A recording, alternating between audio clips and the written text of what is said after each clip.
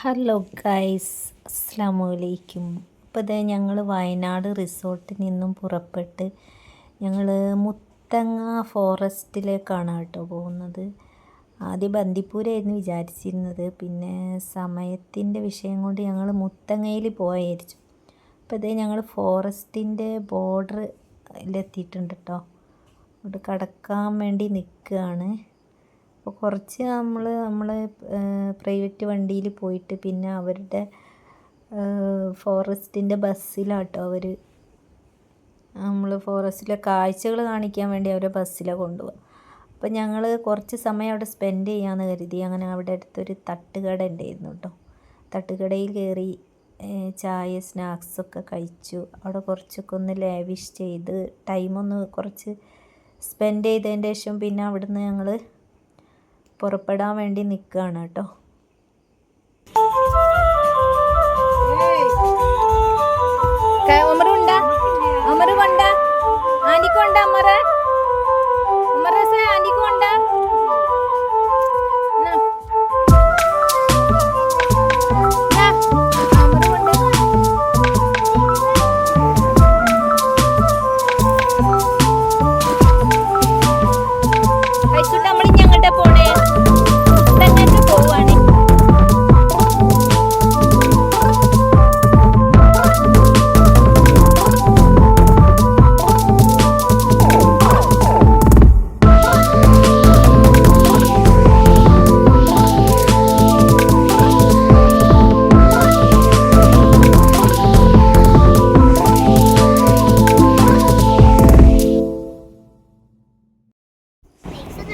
ഇതാ ഞങ്ങൾ മുത്തങ്ങയിലേക്കുള്ള യാത്രയിലാണ് കേട്ടോ. യാത്രയിൽ ഓരോ കാഴ്ചകളൊക്കെ കണ്ട് ഇങ്ങനെ പോവുകയാണ്.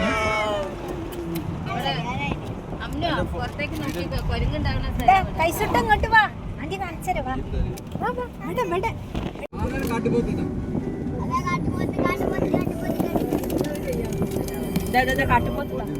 കാട്ടുപോത്ത് കണ്ട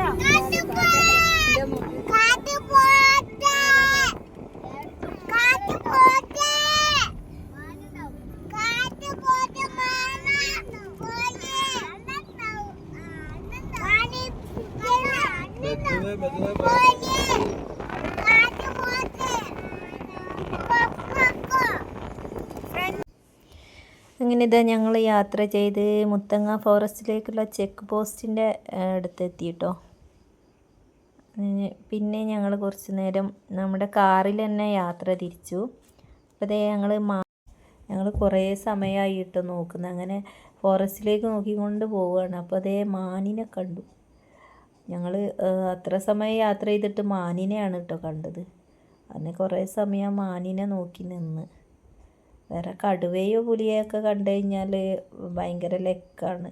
അപ്പം മാനിനെ കണ്ടു. പിന്നെ രാത്രി ആയാലേ വന്യമൃഗങ്ങളൊക്കെ ഇറങ്ങുള്ളൂ. ആ സമയത്ത് 9 മണി വരെ അവിടെ എൻട്രൻസ് ഉള്ളൂ. അത് കഴിഞ്ഞാൽ പോകാൻ പറ്റില്ല. അപ്പം ഞങ്ങളിങ്ങനെ യാത്ര ചെയ്ത് പിന്നെ കുറച്ച് അങ്ങോട്ട് എത്തിയപ്പം ഒന്നുകൂടെ വണ്ടി സൈഡാക്കി ഒന്നുകൂടി റിലാക്സ് ചെയ്യാൻ വേണ്ടിയിട്ട് അവിടെ ഇറങ്ങി. അപ്പോൾ അതേ ഇതുപോലെ ഒരു തട്ടുകട കണ്ടു കേട്ടോ. തട്ടുകട എന്ന് പറഞ്ഞു കഴിഞ്ഞാൽ ഇളനീരിൻ്റെ ഒരു കട കണ്ട്. അപ്പോൾ അവിടെ ഇറങ്ങി കുറച്ച് ഇളനീരൊക്കെ കുടിക്കാമെന്ന് കരുതിയിട്ട് എല്ലാവരും അവിടെ ഇറങ്ങി. എല്ലാവരും ഓരോ ഇളനീര് വെട്ടി കുടിച്ചു കേട്ടോ അവിടെ നിന്ന്.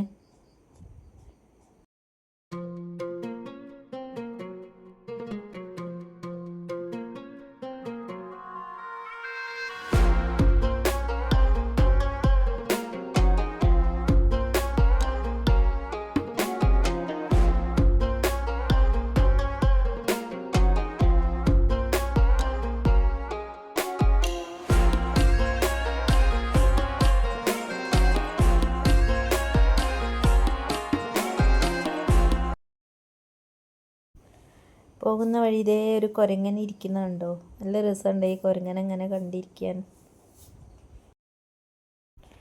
ഇപ്പം ഞങ്ങൾ ഫോറസ്റ്റിൻ്റെ ബസ്സും കാത്തിരിക്കുമ്പോൾ അവിടെ ഉണ്ടൊരു ആദിവാസി മുത്തിയമ്മ നടന്ന് വരുന്നത് കണ്ടോ. നല്ല കൗതുകമുണ്ട് അവരെ കാണാൻ. അപ്പോൾ അതേ ബസ് വന്നു കേട്ടോ. ബസ് വന്നു. അങ്ങനെ ഞങ്ങളെല്ലാവരും ബസ്സിൽ കയറി പോവുകയാണ്. ഫോറസ്റ്റിൻ്റെ ഉള്ളിലേക്ക് പോവുകയാണ്. വല്ല മൃഗങ്ങളെയും ഭാഗ്യത്തിന് കണ്ടാൽ കണ്ടു, അത്രയേ ഉള്ളൂ. അങ്ങനെ ഞങ്ങൾ ബസ്സിൽ കയറി യാത്ര തുടർന്നു.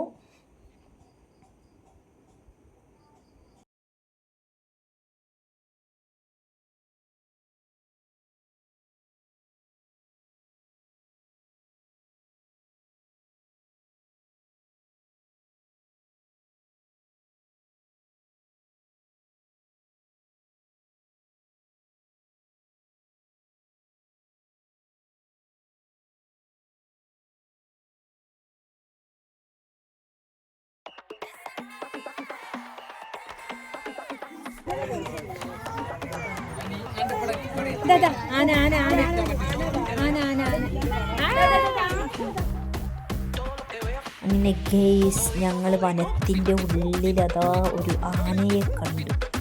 കാട്ടാന. അത് ഭയങ്കര കൗതുകമാണ് കാട്ടാനനെ കാണുന്നത്. അപ്പോൾ ഞങ്ങളിങ്ങനെ കുറേ നോക്കി നിന്നു കേട്ടോ. അപ്പോൾ അതിനെ കണ്ടുള്ളൂ. അപ്പം അതിനെ നോക്കി നിന്നു കുറേ സമയം.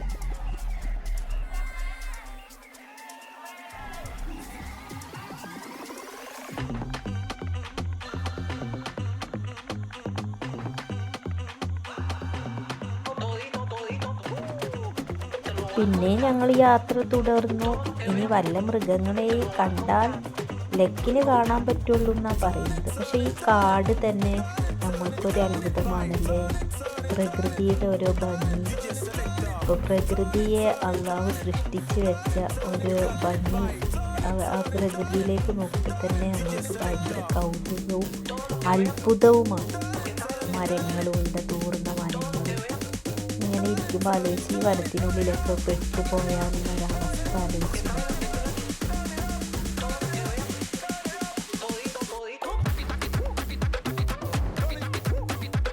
എന്ത് ഭംഗിയാണല്ലേ കാട് കാണാൻ.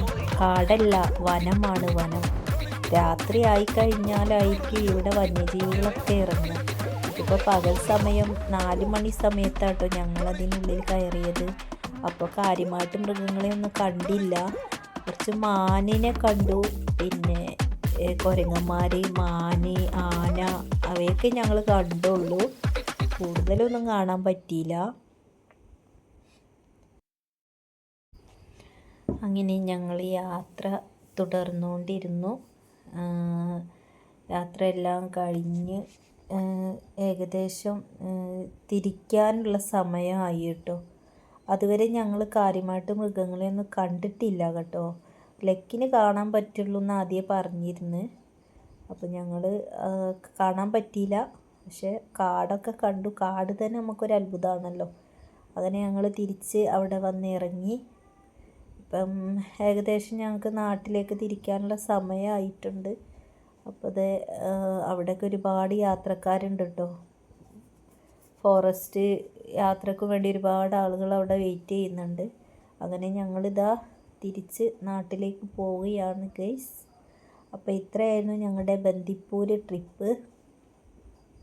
അങ്ങനെ ഞങ്ങൾ തിരികെ നാട്ടിലേക്ക് പോയിക്കൊണ്ടിരിക്കുകയാണ്. അപ്പം ഇത്രയേ ഉള്ളൂ ഞങ്ങളുടെ ടൂർ വിശേഷങ്ങൾ.